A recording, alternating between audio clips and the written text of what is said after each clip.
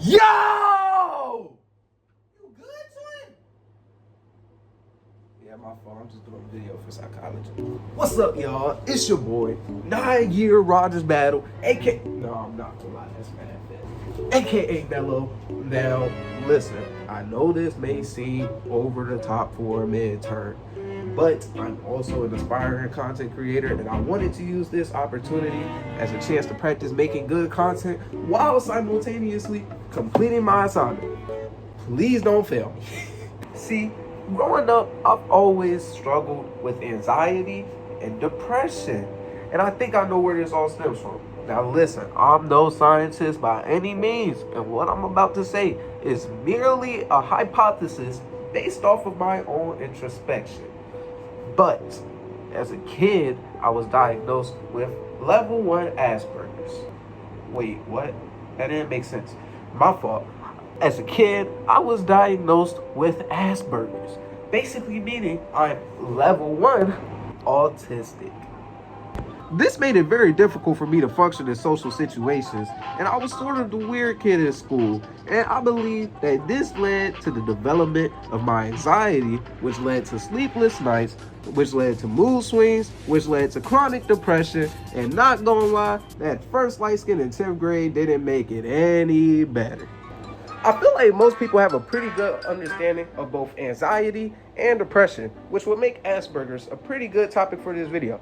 But I wanted to focus on the main antagonist in my life, which is anxiety. More specifically, outlets for anxiety. And even more specifically, music as an outlet for anxiety.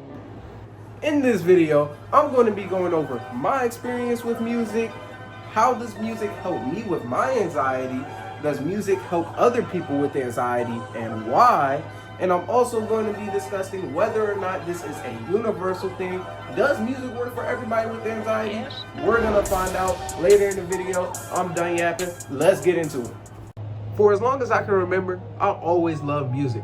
Whether it was rock, pop, country, everything. I loved it. My favorite rappers growing up were Juice WRLD, Lil Peep, and XXXTentacion, and this reflected in my own music.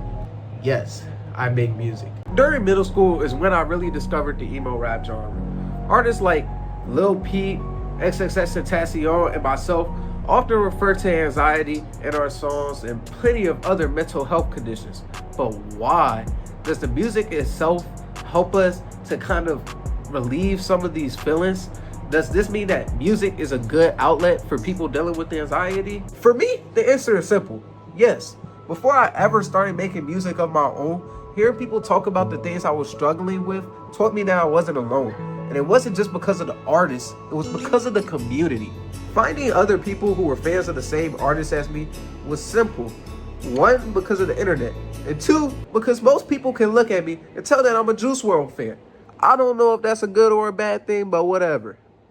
Most other fans I met in this space all struggled with the same things that I did, which sort of gave me a support system through the artist fan base. And I feel like that's a really underlooked aspect of music.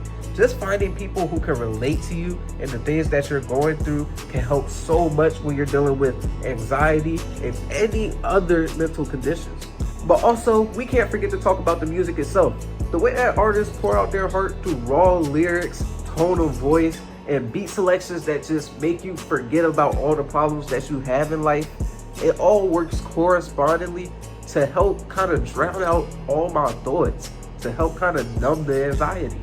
So let's get into the big question.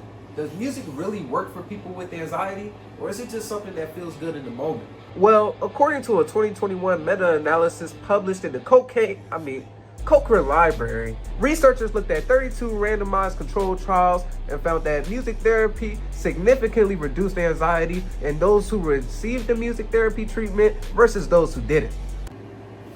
So basically it's true.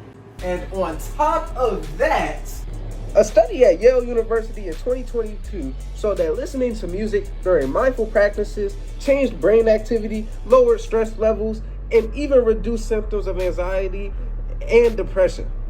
So no, it's not placebo. There's actual evidence to back this up.